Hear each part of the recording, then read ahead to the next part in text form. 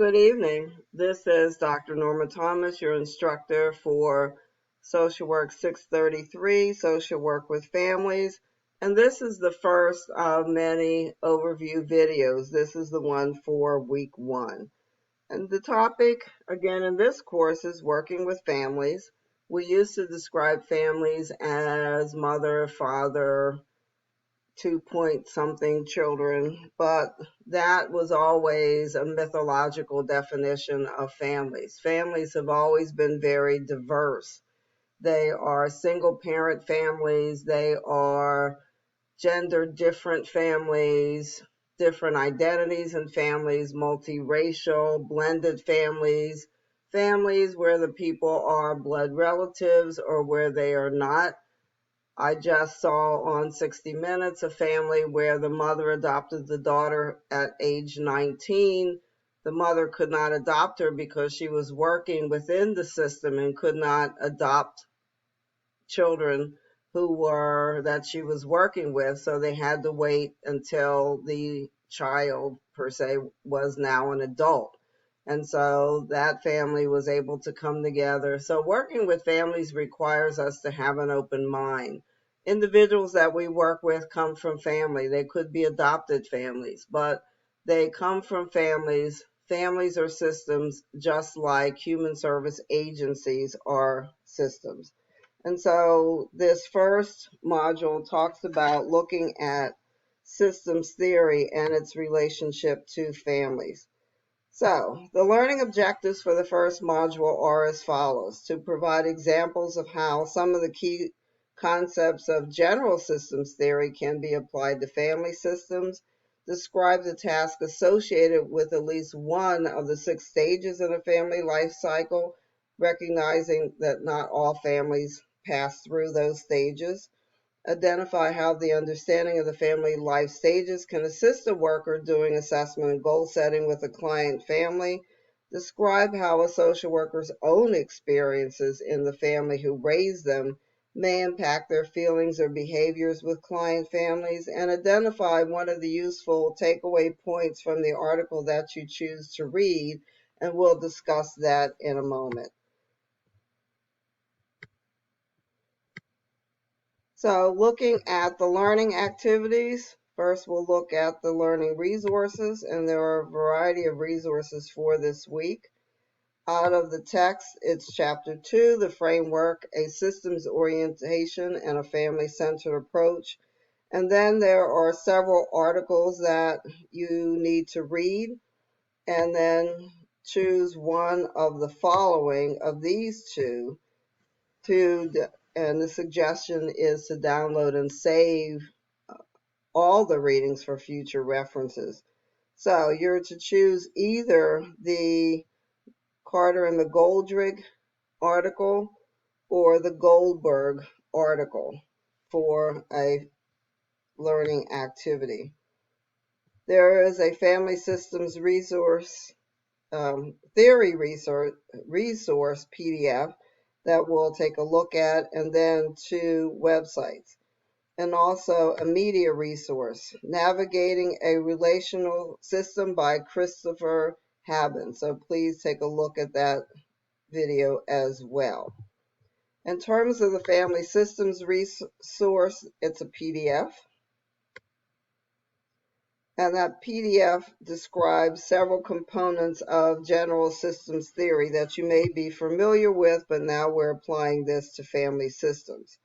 So general systems theory is essentially that a system is an entity with component parts that interact so that each influences and is influenced by other parts and together produce a whole. Systems theory, a generic term for studying a group of related elements that interact as a whole entity, for example, the family. Major concepts include wholeness. A whole is greater than the sum of its parts.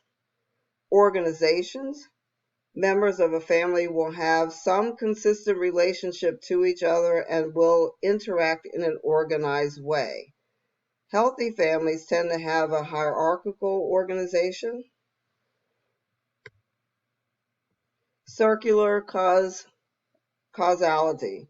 Causality is seen as circular, not linear. Events moved in a circle, and there are repeated patterns. Families have rules in terms of how they are governed. Homeostasis, we know that all systems try to get back to homeostasis, and that is a mechanism in terms of internal ongoing interactional processes with the family, in this case, to ensure balance. Another concept is equifinality.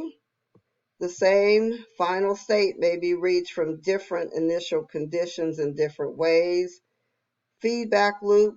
Information travels back and forth within feedback loops in a family system. Boundaries. There are always boundaries in families or any systems, and we'll talk specifically about some theoretical frameworks. But I'm sure you have heard the description of an open system, that the boundaries are permeable. A closed system where the boundaries are rigid, and subsystems where parts of larger systems carry out particular functions within the whole system. So download this PDF so you have it as a reference. And let's look at some of the activities that you will be responsible for this week. And as a reminder, initial posts are due on Thursday. So that would mean your first post for this class will be this Thursday, and responses are due by Sunday. So for your initial post, you're going to record and post a link to your YouTube video. So it's going to include your name, your first year field placement, and or your most recent job title if you by chance are not in the field. What was your experience working with families? The basic structure of the family system or systems in which you were raised, and you can disclose as much or as little as you feel comfortable in doing. One role that you played in your own family, and any burning questions about family that you hope this course will answer.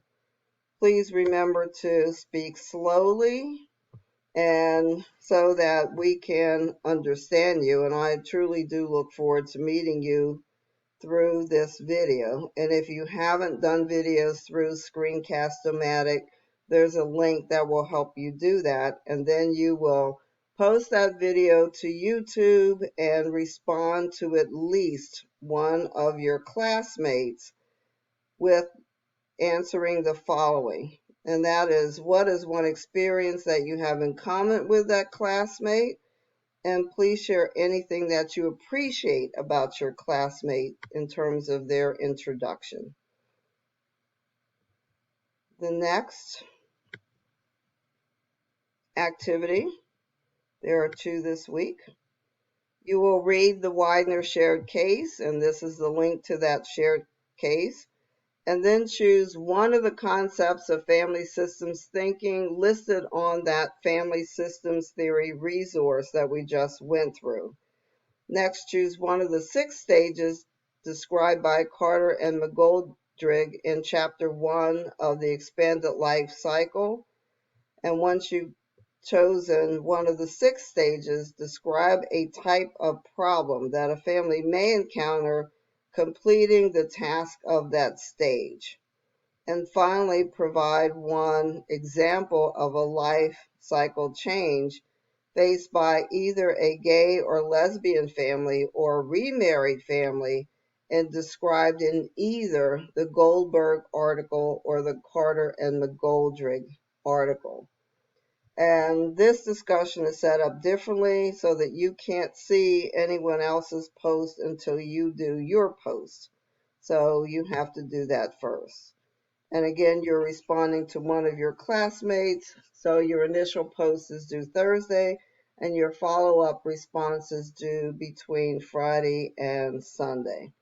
If you have any questions about the assignments for this week, or any questions about the articles that you are reading this week, please feel free to ask that question. You can send me an email and I will be happy to respond to that request as quickly as possible. So again, either inbox me through the course or send an email to norma.thomas13@gmail.com.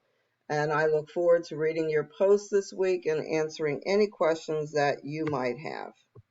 Have a wonderful week.